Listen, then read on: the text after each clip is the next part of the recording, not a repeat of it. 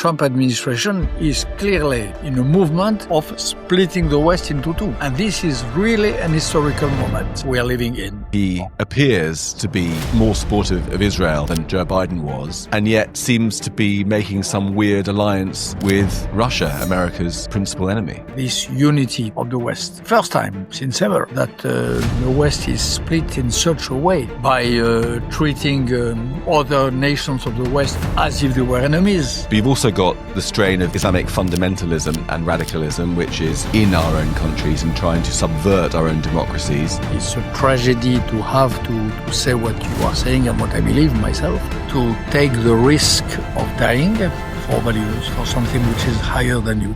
It's something which we forgot. Hello, and thank you for joining us on The Brink. I'm Jake Wallace-Simons. And I'm Andrew Fox. This week we're joined by the distinguished French philosopher and adventurer Bernard-Henri Lévy, a stalwart supporter of both Israel and Ukraine, where he has spent much time on the front lines. His books include Israel Alone and Nuit Blanche, a lyrical account of his insomnia. And this conversation was part of the research for my new book, Never Again, How the West Betrayed the Jews and Itself, which has been named a New Statesman Book of the Year. You can grab a copy now. Well, congratulations on that. And if you want Jake to sign your book, join us at our first ever live recording of The Brink on 19th of January at JW3 in North London. We'll be joined by Countdown presenter and campaigner Rachel Riley and the brilliant polemicist Brendan O'Neill. Tickets are available at the JW3 website. Now, if you're enjoying our podcast, don't forget, as usual, to like, subscribe, share it, and do leave a comment. We'd love to hear what you think, so long as it's not offensive.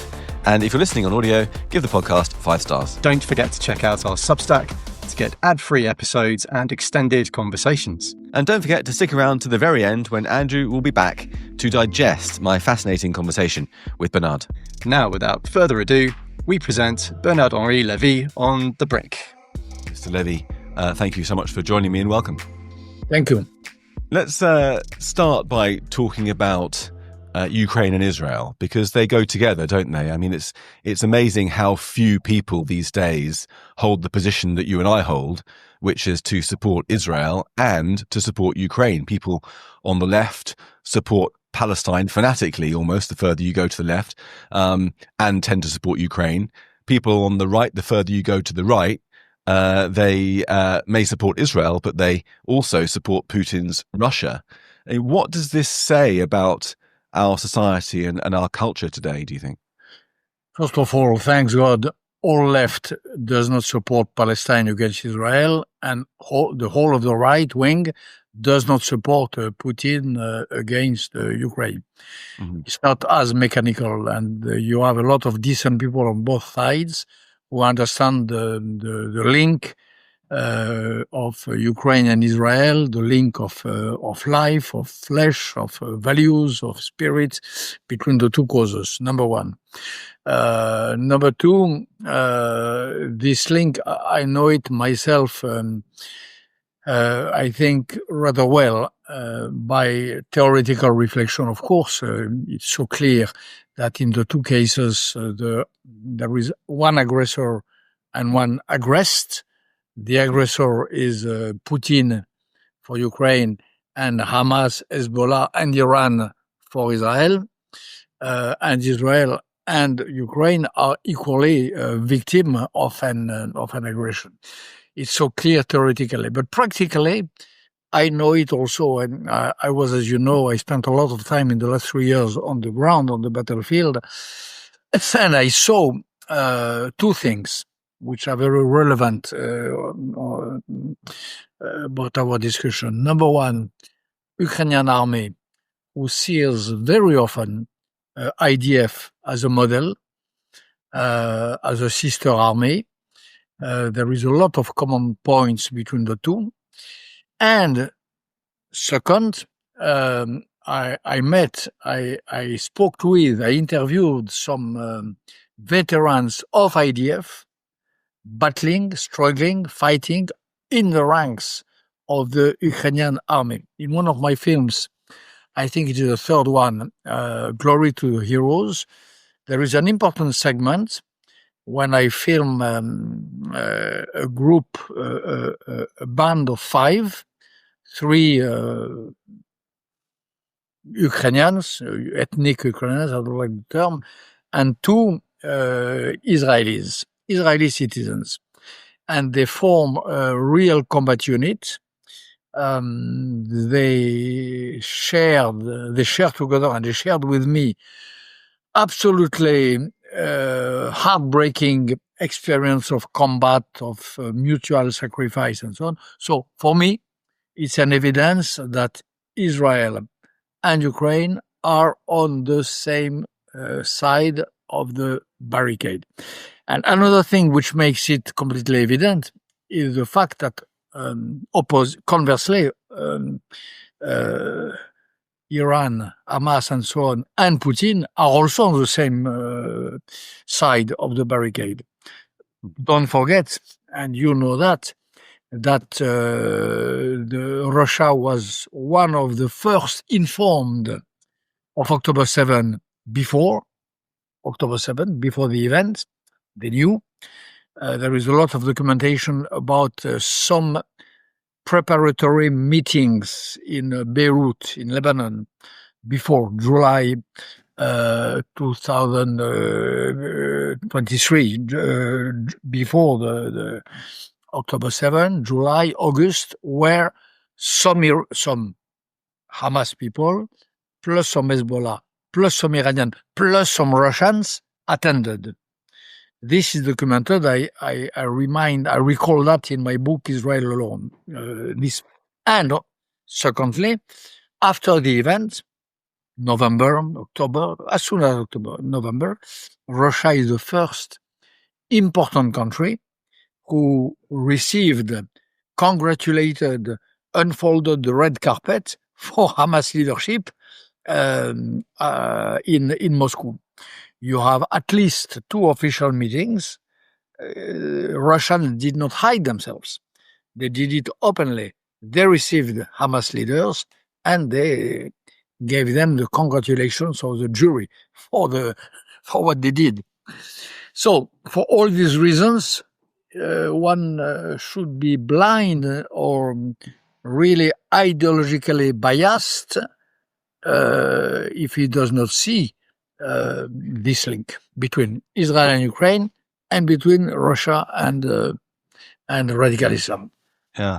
Now, I mean, just to clarify a couple of things, I mean, you're not saying that the IDF was fighting in Ukraine. No. You're saying that some individual Israeli citizen volunteered for the Ukrainian armed forces in the same way as Brits or other Europeans have done. And I mean, there was some, I remember some social media videos early on in the conflict where some Ukrainian soldiers talked about the IDF. In particular, I remember there was a Ukrainian special forces soldier who showed the camera his biography of Golda Meir and said that he was taking that into battle with him whenever he went into action to give him some inspiration, some courage. I mean, on the Russian side, of course, the alliance between the Russians and the Iranians is well known, has been going on for a long time. But Russia also is not an open aggressor towards Israel. It's sort of in this intermediary position. Israel has required Russian cooperation with respect to its airstrikes in Syria over the years. And there's been a certain kind of mutual non-aggression pact or mutual respect almost between the two sides, although obviously Israel's values are very different to the Russian values. Where does all this put Trump's policy, where he appears to be more supportive of Israel, much more supportive of Israel than Joe Biden was, and yet seems to be making some weird alliance with Russia, America's principal enemy? Time will say if President Trump is really this supporter of Israel. Time will say. Support has to be proved in long time. If, for example, the new administration makes a deal with Iran, if this deal is a bad deal, let's imagine that it is worse than the Obama deal, which was already very bad. Shall we still be allowed to say that Trump is an ally of Israel? I'm not sure. Let's wait. For the moment, yeah, of course. Trump supported Israel in his fight against Hamas. Trump pleaded unconditionally for the return of the hostages. Trump banned from the U.S. territory some of the most toxic activists of Hamas. But what if the end of the game is a blank check given to Iran? I don't know. I don't like this idea of an Iranian deal being negotiated while we are speaking in Oman. We'll see. Yeah, and it seems that Trump's closeness to Putin and his also his policy of tariffs and his aggressive rhetoric towards the European powers in particular has really fragmented, or is beginning to fragment, the West in a way that we haven't seen since the Second World War. And I guess it raises the philosophical question of what is the West in the first place, and what is its future, given that the Americans seem to be pursuing such a hostile approach towards their own allies. What the West is a package of creeds and values made by Christianity, Judaism, Enlightenment, democratic revolution, and so on. The package was probably finally completed by the two revolutions, the American one and the French one. We know more or less what is the West. And this is number one. Number two is, alas, not if, it's a fact that Trump is in the process of breaking this entity, this unity of the West. First time since ever that the West is split in such a way by treating other nations of the West as if they were enemies, like Canada, like Denmark, by having so tough words about Europe in general and European values, by supporting nearly openly parties in France, in Germany, who hope to break the European institution and so on. By all that, Trump administration is clearly in a movement of splitting the West into two. And this is really an historical moment we are living in, an historical moment. America, the birth of America, as you well know, America was born on the idea of resuming Europe. This is the idea of America. The founding fathers of America did not want to compete with China. They did not want to compete with, I don't know what. They wanted to resume Europe, to make another Europe embittered.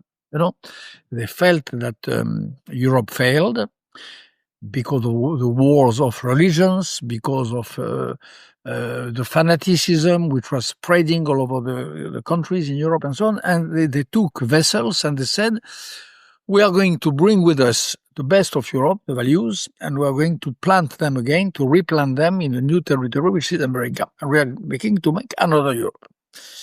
This is the dream of America. And America is inconceivable without this dream.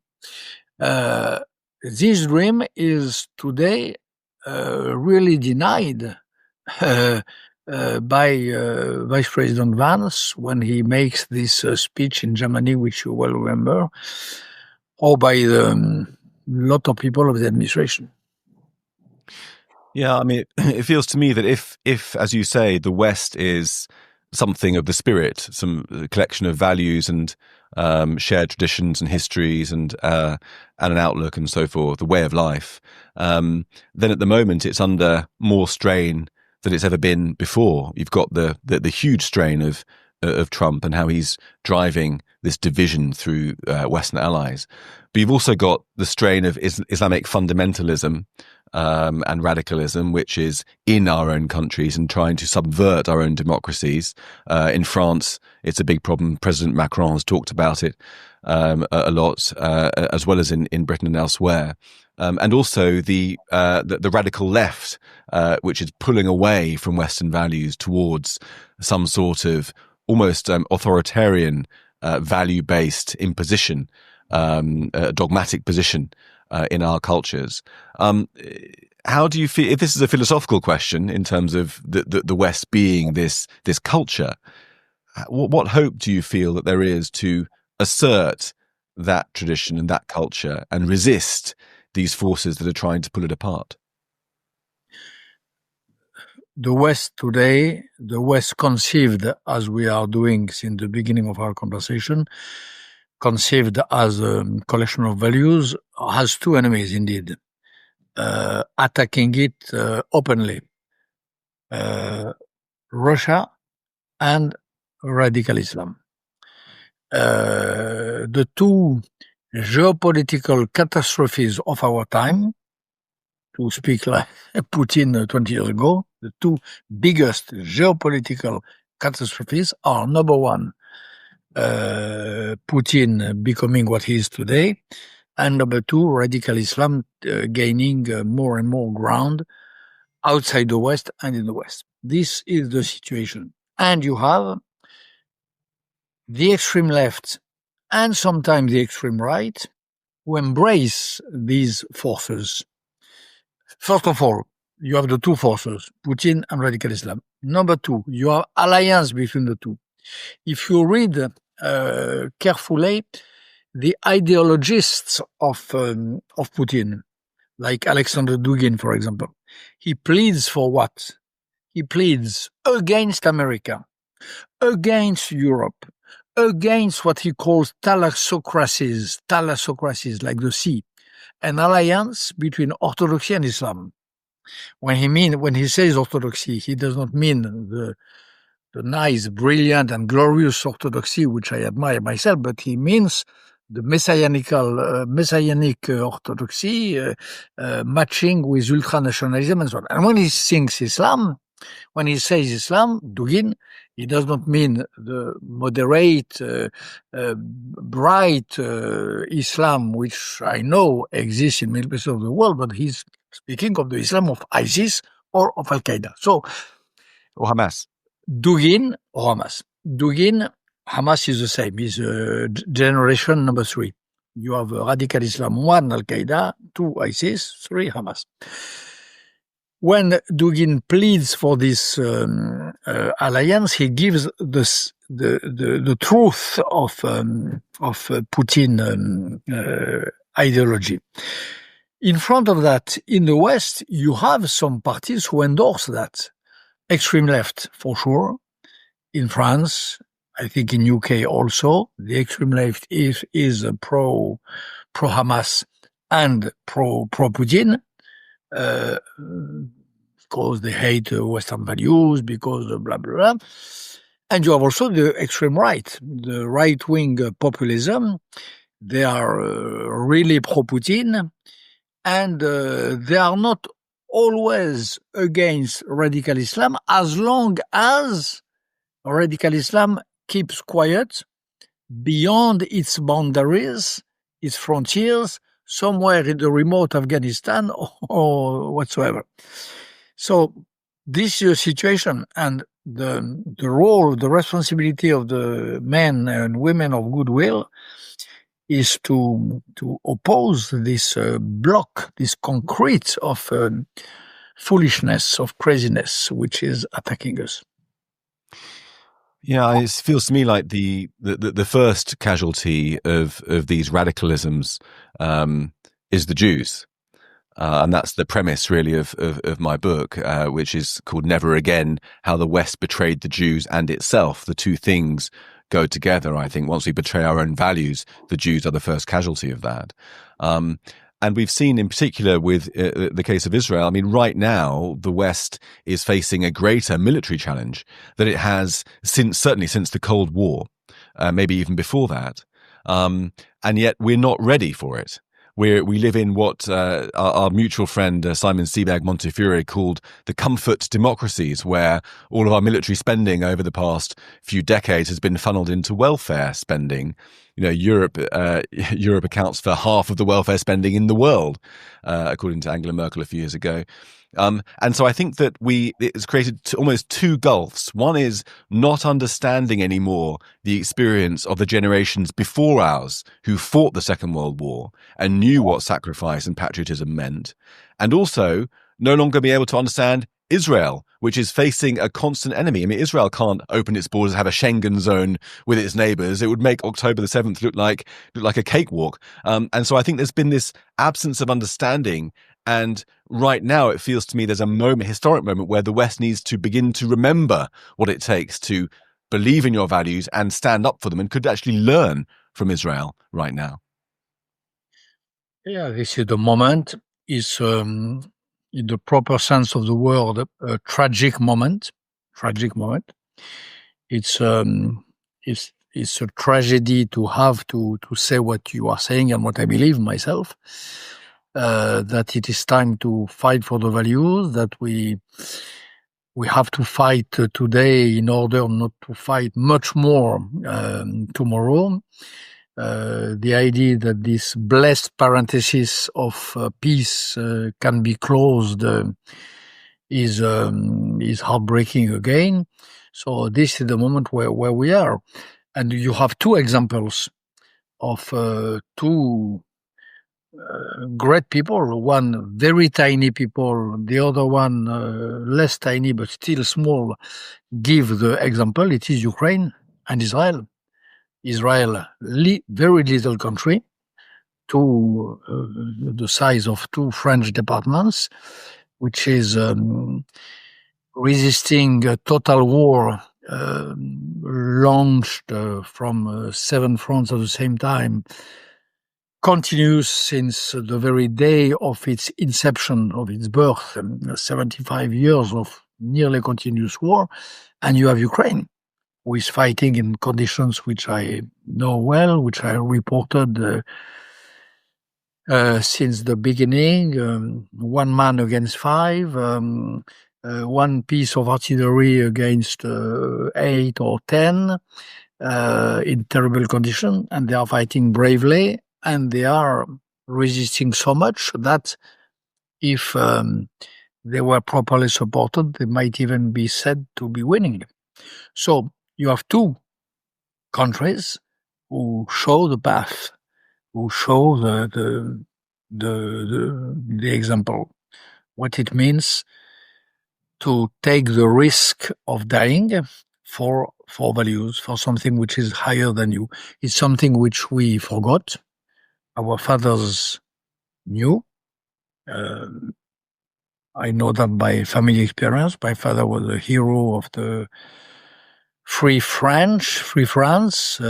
He was decorated in one of the most hard battles of Second World War, Battle of Monte Cassino. He received an important medal for that, so I know what it means. But I discover that we have to renode, we have to reconnect with this tradition. It's obligation. Yeah, I mean, all the polls show that there's a very, very low level of patriotism in the West as a whole. In Britain, it's very low, and recently other studies showed that young people said they would not fight for their country. I think about 40% of them said that they would refuse in the event of war. And it feels to me as if this reflects actually on the health of our society. You know, Israel is unique, and I don't know about Ukraine in this regard. Maybe you could tell me, but Israel certainly is under existential threat.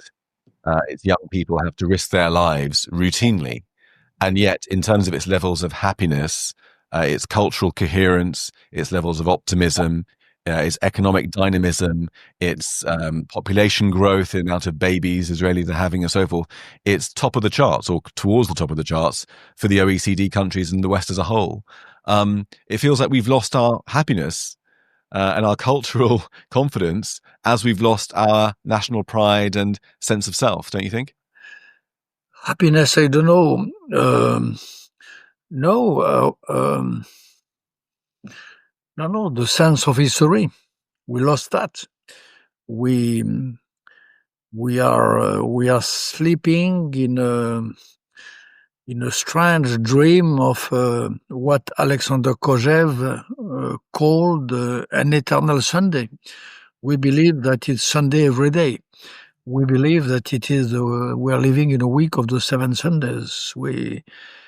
Alexander Kojev said that this was the definition of the end of history, and that this was the result of the animalization of the human societies. When we become like a farm of animals, like in Orwell and so on, like we become like that, we lose the sense of history. We lose the very conception that our world, our values, our way of life can be destroyed, and we don't resist. And this is where pedagogy is required. Yeah, one of the features of farm animals is that they have a fairly nice, stable life in their field, while in the meantime, the farmer is sharpening his knives for the slaughter, which brings us on to Islamic radicalism. I mentioned before that Emmanuel Macron, your friend indeed, has spoken out about Islamist separatism in France.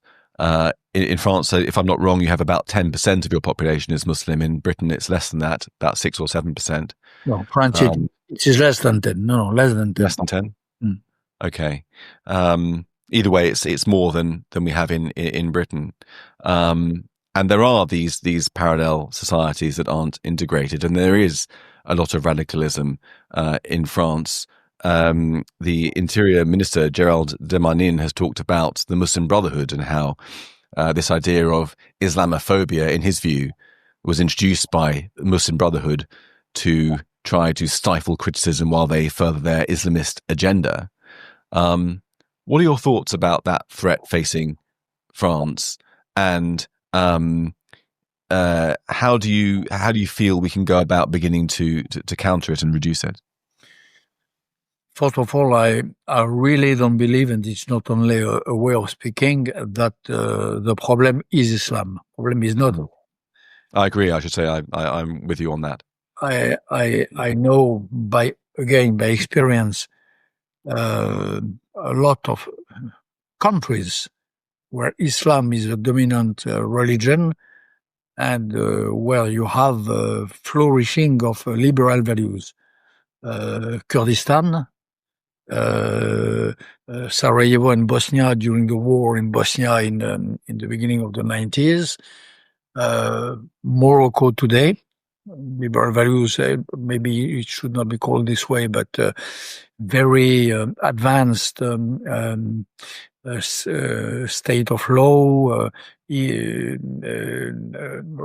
laws on family, on women's rights, and so on and so on. So it's not true to say that there is an eternal and everlasting problem between Islam and liberalism. It's not. And I would add as well that the United Arab Emirates has banned the Muslim Brotherhood and is being more stringent upon extremism than we are in the West in some ways. Exactly. So you have a fight. The only relevant clash of civilization existing, it is inside Islam between radical Islam and moderate Islam. This is a clash. This is a battle which concerns the Muslim, but also us. We have to support. We should support more those who, in the Islamic world, in the world of Islam, plead for our values and consider that our values are not ours.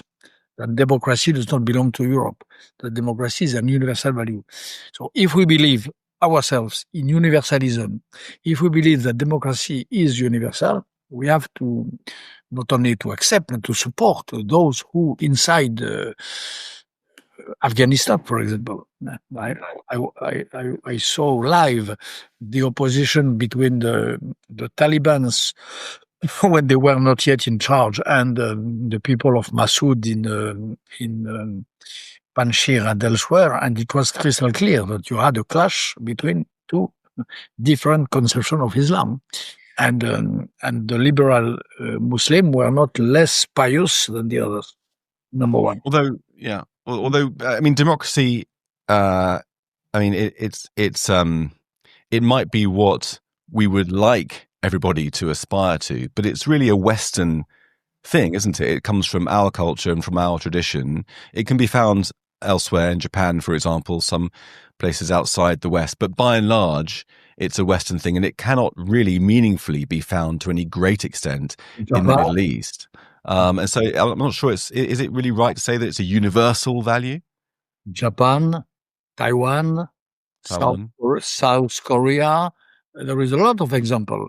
Hong Kong, if it had not been hijacked and taken over by China, and you have still today a strong movement of dissidents who oppose that. No, it's not. But if we're talking about Islam, there aren't many Muslim countries that are democracies in the same way as we would recognize them in the West. When I was during the war in Bosnia, when I was in Sarajevo between 1992 and 1995, the ideal, the creed, which was embraced by the people of Sarajevo, the establishment of Sarajevo, it was democracy, more or less in our sense.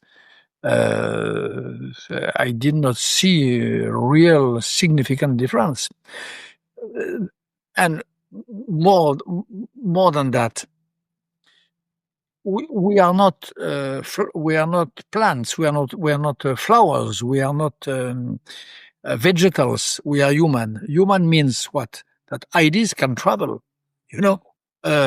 A tree can hardly travel. It can, but it's difficult. It is rooted somewhere, and it lives forever when it has been rooted.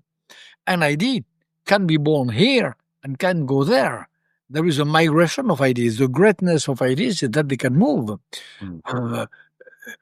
At the end of the day, Judaism and Christianism were born in a remote place of the Middle East, in Judea, in Jerusalem, and now they are flourishing in UK, in America, in France, and so on. So, difference between trees and men is that the fruits of men, which are ideas, travel, move, can go and germinate in very remote places. So, that's true, but I feel like our experiment with exporting democracy has not always been successful, thinking principally of Iraq, where we tried to do so at the barrel of a gun, in the naive assumption that once people had freedom, they would naturally become democratic. And instead, it was dominated by extremism. And we know what happened. It was the source of Islamic State and all the rest of it.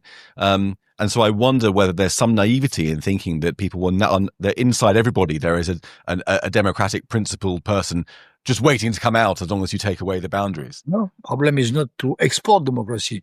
The problem is to embrace democracy. It's very different. When you have somewhere a genuinely rooted democratic movement, I think we should support it. When you have some women in Iran, we are not exporting democracy to Iran. You have women who really, sincerely want to be equal of the men, want to live in a liberal society, and so on. We don't export. But should we support? Yes or not? I think yes.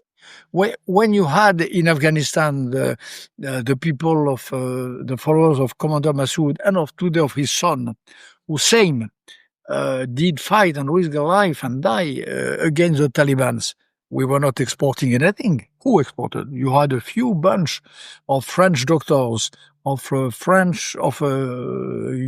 journalists, writers, and so on, who were a tiny little handful of people. But we had the duty, that's what I feel, to support Commander Massoud. So export, no, this would be naivety. Embrace, yes, and not to do it would be cowardness and abandonment. What's your view of the hijab, Muslim hijab, and the niqab in France? I know that obviously there's a different tradition in France than there is here. You've got laicity. We don't have that here. What's your view of that in France? In France and everywhere, I think that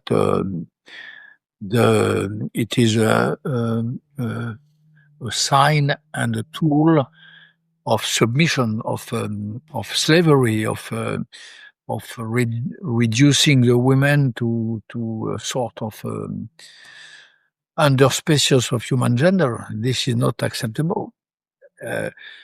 Of course, it's not acceptable. Are you talking about the hijab as well, or just the face covering? The face cover.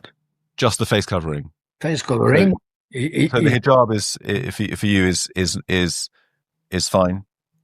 Hijab is fine, yes, but face cover is a sign of when it is imposed, it is a sign of enslavement, and when it is self-inflicted by a woman, it is voluntary slavery, and it should be these women should be helped to think differently, for sure.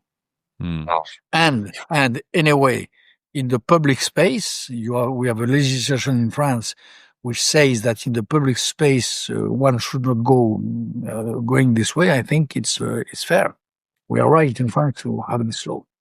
I mean, it seems to me that overcoming such radicalism in our own societies is quite difficult when the radicalism is shared by people in our societies who are not Muslims, particularly on the radical left. I mean, I think I was speaking to a friend of mine who's a Muslim recently, obviously a moderate Muslim, and he was saying that how can people in the Muslim communities stand up to the extremists in their own communities when they look across the road and see Western kids marching in favor of Hamas?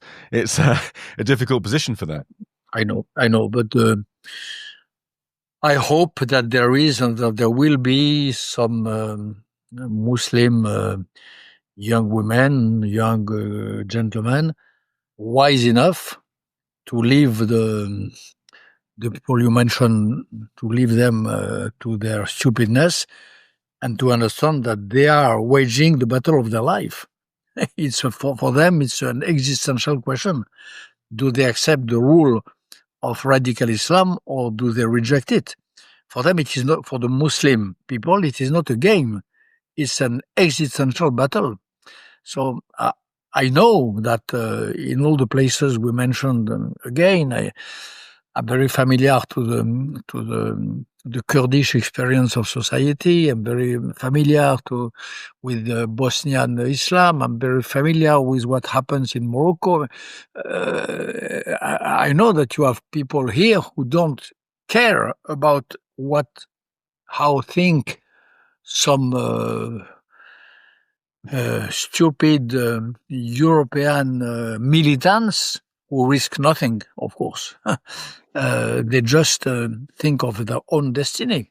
And should we live under this iron rule or not? And the Lord say not. Why? Why should we? We can be Muslim, as the Catholics are Catholic, as the Jews are Jews, without being a slave of some clerics. All right. And I was wondering, you've spent a lot of time in Ukraine on the battlefield and many other war zones around the world over the years. I was wondering if there's one moment that stands out to you as a particularly moving example of bravery, of sacrifice, or something that gives us hope that all is not lost in terms of the battle against the rising evil that's facing us at the moment. It would be difficult for me to mention examples. I really experienced so many. I documented so many. I filmed so many. It's difficult to mention one. No.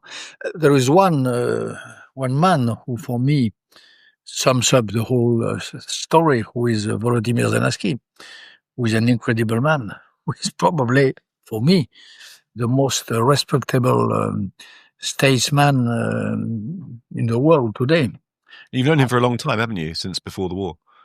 I met him just before his election, and I saw very quickly that there was something special in him, and that he was not just a clown, the actor whom he had been till this point. But what I did not predict, because these sort of things are always unpredictable, is the heroism that he did show when the war started. This way of improvising his reply to President Biden, I did not ask you for a taxi, I asked you for fusils, for guns. This way of staying there against every reason, this way of turning into a real commander-in-chief, this man who had no military experience, this is properly miraculous. It's a miracle. It's unpredictable. I don't know any Ukrainian who can pretend that he predicted that. This is a sort of profane, unholy, profane miracle. Secular miracle. A secular miracle, which happened very seldom in history, and it happened with Zelensky and his entourage. Andrei Yermak, who is his main advisor, and all of them around him who live this terrible life since more than 3 years between life and death, having to take the most tragic decision which a statesman has to take, to hold Bakhmut or to leave, to hold the pocket of Kursk or to withdraw, to continue the fight or not, to accept a ceasefire or to stick with values. I wish to none of us to be in this situation. And they are in, and they face it with a great amount of heroism. And what's President Zelensky like as a person? I mean, you must have spent quite some time with him over the years. Just in his character, how he is, do you have any sense of what conditions came to produce this stubborn heroism at that key moment where he said, I don't want to lift out of here, I'm staying here to fight? He stayed the same. He remained the same. He can be still funny. He has still